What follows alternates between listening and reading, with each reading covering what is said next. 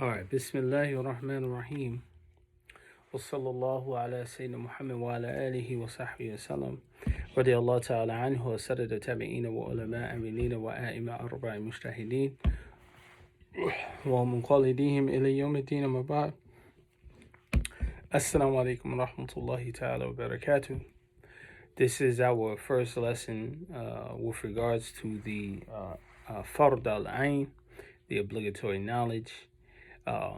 What we will be going over in this class is that knowledge which is obligatory upon us to all possess as Muslims, right?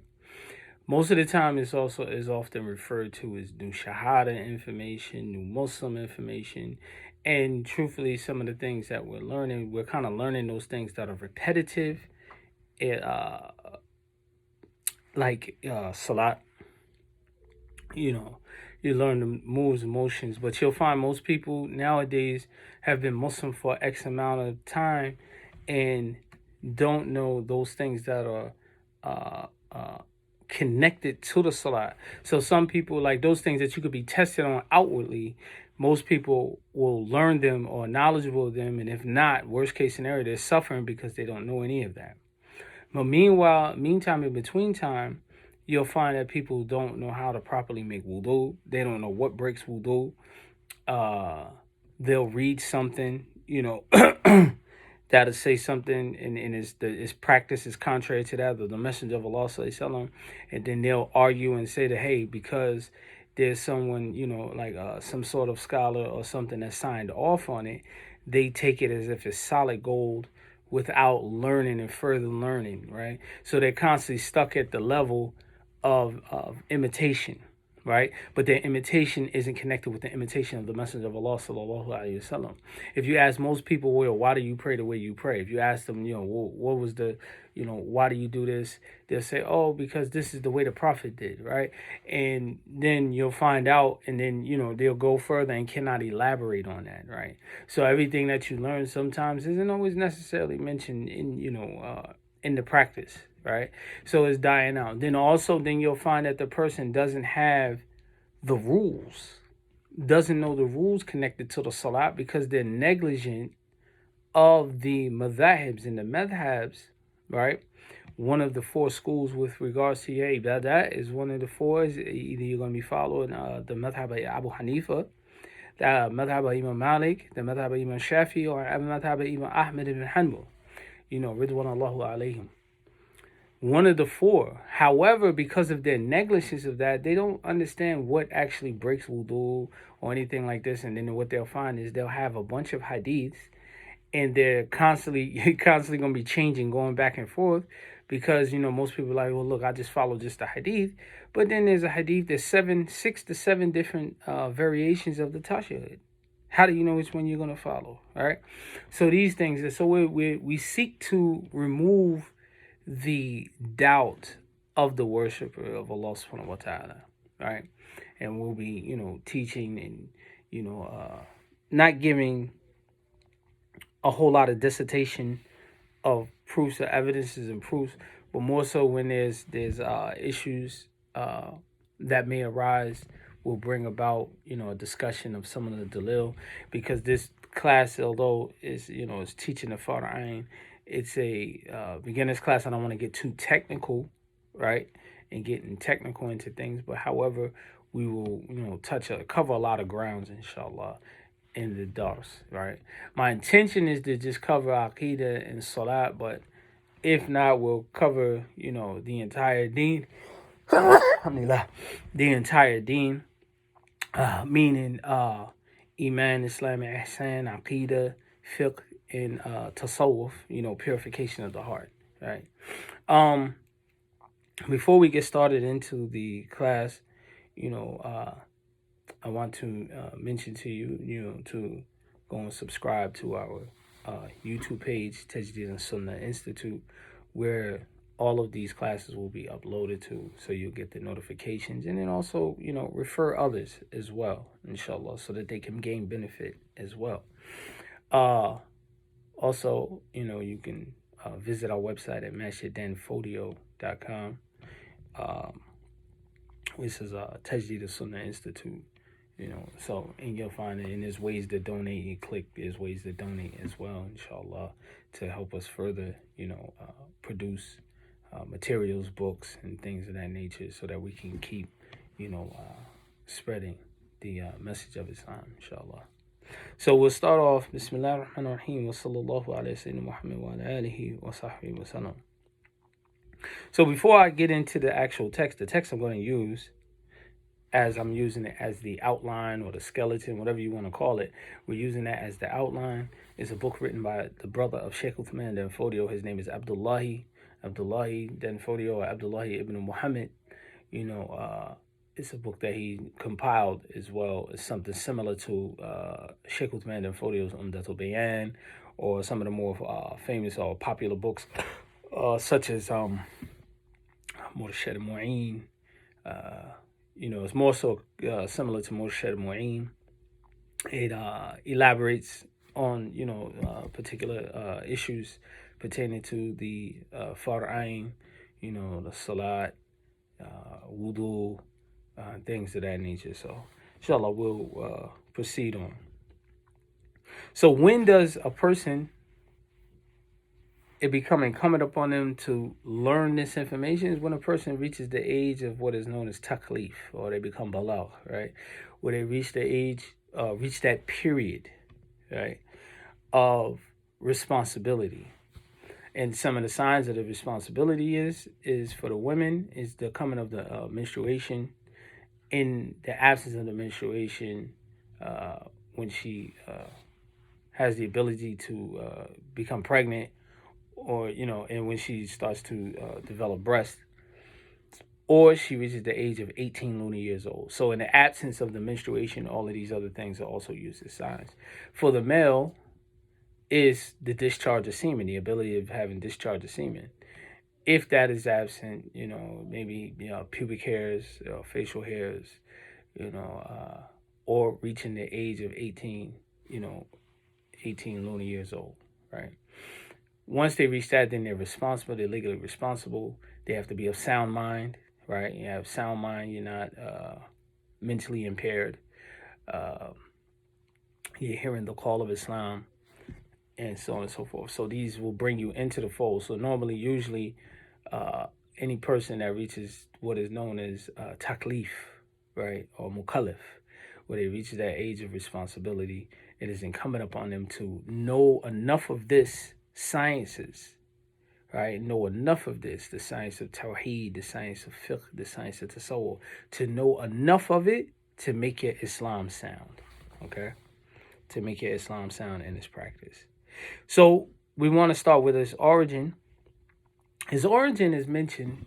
If you were to learn one hadith, his hadith is given a nickname called the Hadith of Jibril. Some call it Islam. Some scholars, they call Sunnah, and so on and so forth. There's one hadith, and I'm not going to narrate the hadith in its totality for the sake of time, but however, there's one hadith that's narrated by Umar ibn Khattab. You have one route by Umar ibn Khattab, and you'll find it in the Sahih Imam Muslim. There's another route that's found in the Sahih Imam Bukhari, narrated on behalf of Abu Hurairah radiallahu ta'ala anhu. Right, and this hadith is a widespread hadith, so it's narrated by many narrators. However, I just mentioned those two as the two because they're known as the two soundest books of hadith. So I mentioned one route comes by route of Abu Hurairah radiallahu ta'ala anhu, which is found in Sahih Bukhari, and there's another route by Umar ibn Khattab radiallahu ta'ala anhu, which is in the Sahih Imam Muslim. All right, and the difference between the two, how you know the difference between the two, the narration by Abu Hurairah starts off with the Prophet ﷺ is question about what is Iman, okay, what is belief, what is the Muslim belief, and the one by Umar ibn Khattab, it starts off by being questioned about what is Islam.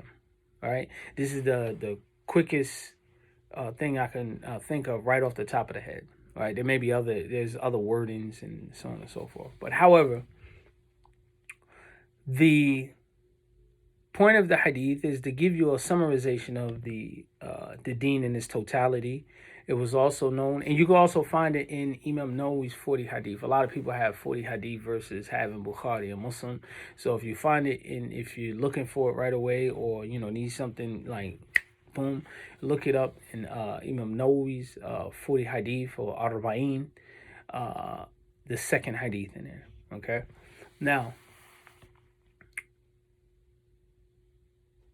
the hadith is given a summarization of what Islam is. It's also known as one of the mutaakhir hadith, one of the latter hadiths, hadiths towards the end of the life of the Prophet sallallahu alaihi wasallam before his leaving us.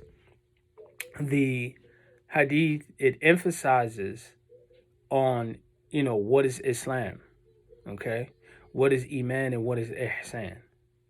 This is what the hadith emphasizes on. What is Iman, what is Islam, and what is Ihsan. Okay?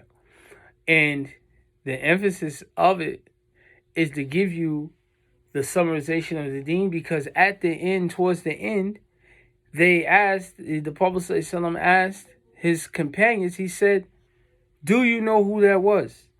Right? And he said, Allah and his messenger knows best. He said, that was Jibril, and he came to teach you your deen, right? Throughout the hadith, the narration of the hadith, you know that there was an agenda, because he said, Ya Muhammad, akhbirni kada wa kada wa kada. Oh Muhammad, inform me of what is this and what is that, right? He asked him in question. And then when the Prophet sallallahu alaihi wasallam, because first of all, think about it, and this is why Umar ibn Khattab said this in the hadith. He said, "Ajibna." This was amazing to us, because he's coming, he's asking questions, and Prophet sallallahu alaihi wasallam answering it, and he's confirming that what he said was correct, right? So because no one questions the Prophet sallallahu alaihi wasallam, you see. So anyway. So this was amazing. This is something that the Sahabas found. And then the man just appeared. This is why they described his clothing in the hadith. He didn't have any signs of travel on him. His hair wasn't disheveled. Nothing. Right? So it's like, wow, who is this guy? Who is this stranger here? So anyway, so he asked the Prophet sallallahu alaihi wasallam really 4 things. Okay? He asked him about the signs of the hour, and the Prophet ﷺ informed him about the signs of the hour. He said the one who's questioning knows no more than the one who's being questioned. Right? So there was emphasis. The Prophet ﷺ said, I don't know anything of its exactness or when it's going to happen, but however, I can tell you about its signs. Right? In order to go into that, read the hadith. However, the point of emphasis is, in this point, I just want to show you this thing that the Prophet ﷺ did. So Umar ibn Khattab was a witness to this, and he's narrating this hadith from the route.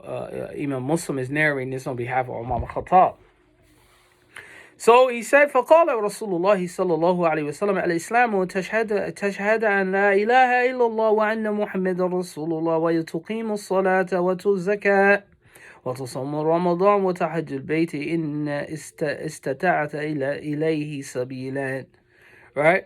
He said that the Prophet sallallahu alaihi wasallam, in response to the questioner, he asked him, "Akhbirni, inform me, what is Islam?" And he said that the Prophet sallallahu alaihi wasallam said that Islam is that you should testify that there is no God except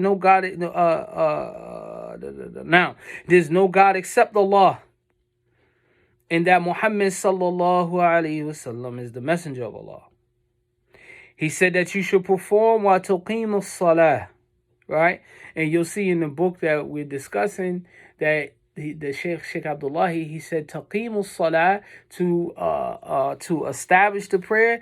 Establishment is also referring to is conditions, is shart, is prerequisites, is wajibat, and and those things that invalidate it is sunnah, and so on and so forth. It's the preparation for the salah. It's including wudu, it's including ghusl, it's including tayammum. Because you have to have purification in order to approach the prayer, which we're going to cover in this class, inshallah. Now, so he said to pay zakat, to fast during Ramadan, to make hajj to the house, Kaaba. The Kaaba if one can find the ability to do so. Okay? The next thing he asked the Prophet sallallahu alaihi wasallam, he said, "Akhbirni ana iman." Inform me, what is iman? So the Prophet sallallahu alaihi wasallam, he said, "An tu'mina billahi وملائكته وكتبه ورسوله ويوم الآخر وتؤمن بقدر خيره وشره." And he sallallahu alaihi wasallam answered the man by saying, "It is that you believe in Allah, His angels, His books, His messengers, and in the last day." The qadr is good and is bad, right? وخيره وشره. Now, and the third thing that the Messenger of Allah sallallahu alaihi wasallam responded to, he asked him, "What is ihsan? What is spiritual benevolence?" Right? The Prophet sallallahu alaihi wasallam, he said, "An ta'budullaha ka'annaka tarahu." Right? That you worship Allah subhanahu wa ta'ala as though you see Him. Right? Now, of course, we're going to learn, that the Prophet, that Allah subhanahu wa ta'ala, He doesn't resemble His creation. There's no similitude or likeness to Allah subhanahu wa ta'ala. And this is why learning the belief is paramount before even engaging in any other science. Now, and when you're learning the belief, that's just the basis of it. It just opens the door for you to walk through the door of the Quran, because you get your belief from the Quran. Right? He says, فَإِنَّ لَمْ تَكُنْ تَرَاهُ فَإِنَّهُ يَرَاكَ. He said, sallallahu alaihi wasallam, and if you can't do that, meaning that if the person is not strong in his conviction of his iman, worshiping Allah subhanahu wa ta'ala as though you see him, why would he use such a parable? Because if you're doing something in front of someone that you have this hurma, this sanctity, or this respect for, you're going to be more cautious about your behavior, right? Like a person driving, he's not going to drive 100 miles per hour in a 30-mile speeding zone, especially if the police is right there in front of him. But rather, he's going to drive with caution. And so likely the similitude, that the parable that the Prophet ﷺ is given, is that you're going to behave in the best of manner. This is why it's called ihsan, spiritual benevolence, right? And if a person is weak in that, meaning that sometimes he's on, sometimes he's off, he's a hit and miss, but no matter what the case is, the brother he put, or the sister, they put their best foot forward and they carry out their duties towards Allah subhanahu wa ta'ala each and every day, even with the inability of having a clear track record. The Prophet ﷺ said, فَإِن لَمْ تَكُونَ تَرَاهُ فَإِنَّهُ يَرَاكَ. And if he cannot do that, then at least know that Allah sees you, which will still cause you to behave in the same manner. Now, so we want to mention an ayat with regards to the duty of seeking knowledge, right? The duty of seeking knowledge. Now, your duty or your obligation of seeking knowledge, it comes from the first things first, not so much so just out of a pure obligation, but just out of the fact that you want to change, right? You want to protect yourself from the fire, right? You want to gain those things that will get you to paradise. This is the reason why people become Muslim. Not because it's the thing to do, not because there's nothing else. You ran out of all hope. Once you get in it and you start learning and you get stronger in it, and your behavior, your character, everything changes, your entire demeanor changes, right? Islam will take a hardened criminal, a stone cold killer, and turn them into one of the best of creation, right? Because they emulate the best of creation. No. So Allah subhanahu wa ta'ala, He says in the Quran, in Surah 39, Ayat 9, He says, أَمَنْ هَوَاكَ قَانِتٌ أَنَاءَ اللَّيْلِ ساجدا وقائما يحذر الآخرة يرجو رحمة ربه قل هل يستوي الذين يعلمون والذين لا يعلمون إنما يتذكر أولي الألباب. Allah subhanahu wa ta'ala, He mentions, if you were to take this ayah, you will break it into three parts. The first part of Allah subhanahu wa ta'ala, He says, عَمَّنْ هُوَ قَانِتُونَ أَنَاءَ اللَّيْلَ سَاجِدًا وَقَامًا يَحْذُرُ آخِرَةُ يَرْجُوهُ رَحْمَةُ رَبِّهِ. Right? The first one He describes the person, He said, is one who is qanitun, like devotedly, or devout. He's devoted, and he's obedient. Ana'a layl, right? He's obedient during periods of the night. What is he doing during these periods of the night? Is he sitting up watching Netflix all night? Not saying that you can't watch Netflix, but is he up all night watching Netflix? What is he doing, right? He says, Allah subhanahu wa ta'ala says, وقائما يهذر الآخرة ويرجو رحمة ربه, right? Rahmatah Rabbihi. He says that he is doing what? He's doing prostrating, right? He's doing sajda. He's standing throughout the night, in the periods of the night, standing in prayer, right? And he's fearing يحذر الآخرة ويرجو رحمة, right? He's fearing for the hereafter and hoping for the mercy of Allah subhanahu wa ta'ala. Fearing meaning that he's fearful of the things that he done in this dunya, that he's made tawbah for, and he's also praying for the mercy of Allah subhanahu wa ta'ala, that Allah ta'ala doesn't punish him, or if the punishment is light, or maybe is expiated from some sort of sickness or these things, but he doesn't stop doing this every night. See, sometimes what happens with us, what we understand as tawbah, is that, okay, we make the tawbah one time, right? Or we feel bad for it, but then we go back and make the same mistake again. And we keep going back and make the same mistake again, which puts you in a state of tawbah, but then you cut your tawbah off, if you understand what I'm saying. Like, it's like a person, he's in a suit to protect him from sicknesses and germs. And he opens the face mask, he's no longer protected, even though he has the rest of the suit on, right? This is like the person who's in Tawbah, but he constantly keep going back to that same sickness. He's taking his mask off, and he's allowing the bacteria and the virus to reach him, and he becomes sick, right? So anyway, so Allah subhanahu wa ta'ala, in the next part of the same verse, he says, "Qul hal yastawi alladhina ya'lamuna walladhina la ya'lamun." This is a rhetorical question. Are those the same? Are they even equal? Those who know and those who don't know? The answer is obvious. It's a rhetorical question. You ever heard the statement, if you know better, you do better? Right? When you know better, you change. You see people change. The most ignorant people is usually the most unethical. He doesn't have good ethics. He doesn't have etiquette, behavior. Everything is wrong with him. Right? These are the kind of people, that the Prophet ﷺ dealt with, And we still have those type of people in our time, some of us even in our behavior, because a lot of us give preference to our jahiliyyah over the sunnah, right? We're like, man, I ain't doing that. I'm doing this instead, That's just culture, That's just some Arab culture and things.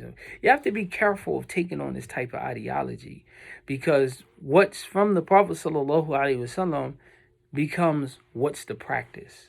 Right? Whether or not it's an obligation or not, who is the best of creation? Who is able to enter paradise without any accountability? Whose sins is all forgiven? Right? So, therefore, the best example to follow is Muhammad sallallahu alaihi wasallam. So Allah subhanahu wa ta'ala asked that question. So it takes knowledge. Knowledge removes ignorance, and it makes you a better person. Not better in a sense of where you become arrogant and condescending, but better in a sense that you've bettered your relationship with Allah subhanahu wa ta'ala, right? You have pulled yourself, because Allah ta'ala recognizes people that they're in different maqams. You move yourself from being a fasik, right, a person who commits sin, to a person that is a Muslim. You move from Muslim to being a mu'min or a muhsin, right? From just being a Muslim, one who's submitting to Allah subhanahu wa ta'ala. At that stage, you move into the next realm of being a muhsin, a good doer, right? Meaning he's committed to it, right? From that stage, and it just keeps moving, and this is all based off of your commitment. And these maqam, these stages aren't with people. These stages is between you and Allah subhanahu wa ta'ala, right? Because the more that you do, the more humble you should become. If you do more, you change your lifestyle, you change your Islam, and you become arrogant, you're on the path of shaitan. But when you're learning and you're changing and you're implementing things and you start to elevate and change, then you're on the path of Rasulullah sallallahu alaihi wasallam. And in the last part, Allah subhanahu wa ta'ala, He says once again, He says, إِنَّمَا يَتَذَكَّرُ أُولُو الْأَلْبَابِ. Only they will remember, people who are people of ulul albab, people of understanding, people of insight. So knowledge illuminates a person.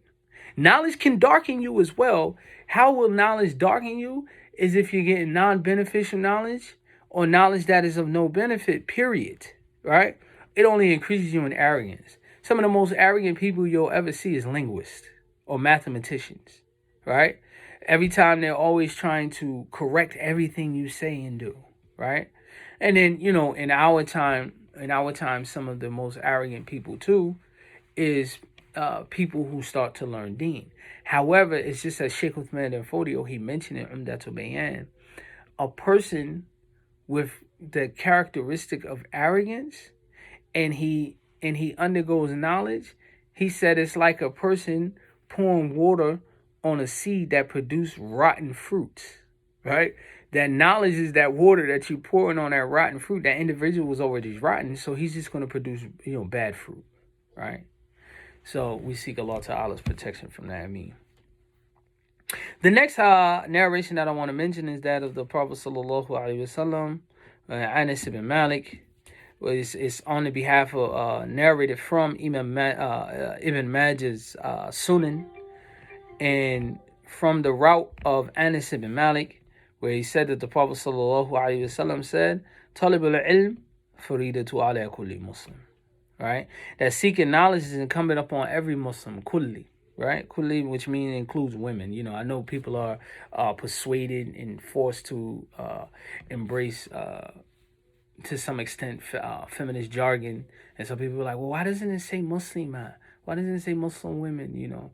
In Islam, especially with Arabic language, in Jama'ah, if it has one man in it and it has 1,000 women, the word is masculine. Right? So kulli, first of all, and the Prophet ﷺ used the word kulli Muslim, every Muslim, and that's even including women, right? Now, so the thing that you, instead of focusing on whether or not it's conveying the inclusion of females, the focus is the word al-ilm, okay?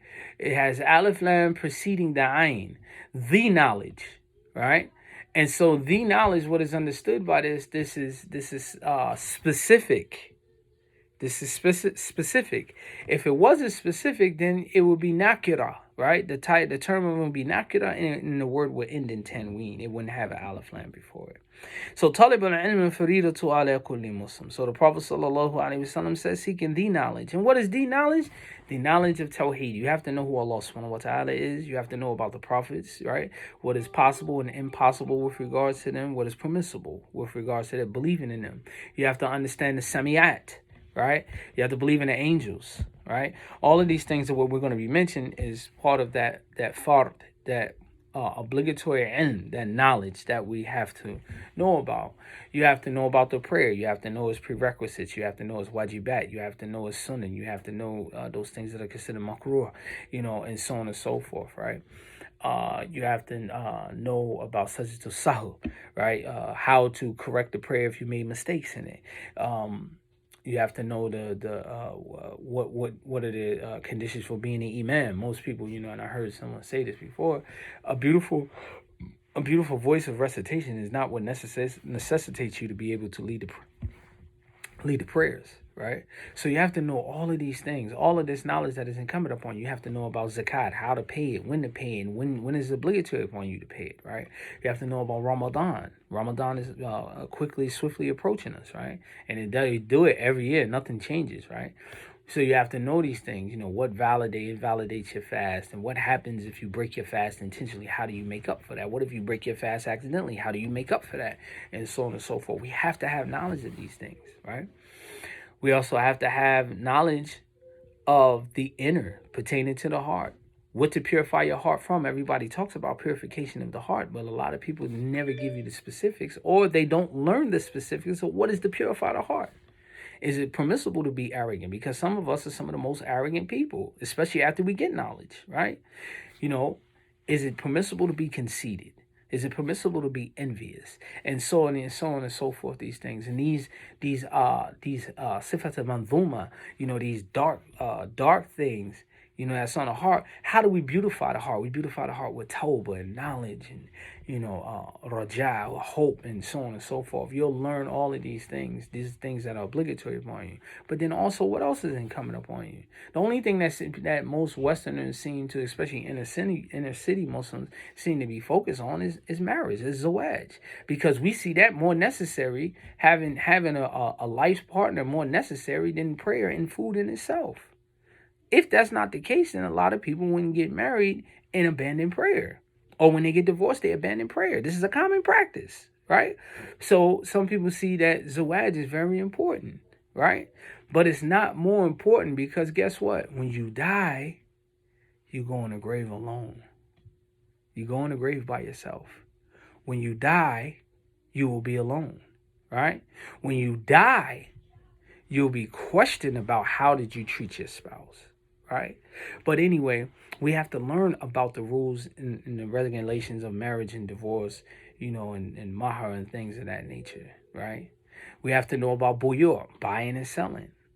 Buying and selling is very important. A lot of our issues with some people is that they lack the funding, lack the ability, or they're very frugal, right? And they get no benefit from their monies, right?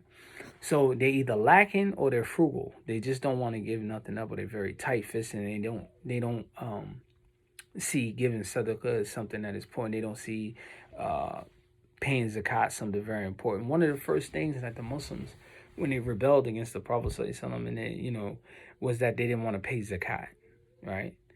One of the things that Musaylima, which you'll learn later on, Musaylima was a false prophet. He was a liar after the death of the Prophet sallallahu alaihi wasallam.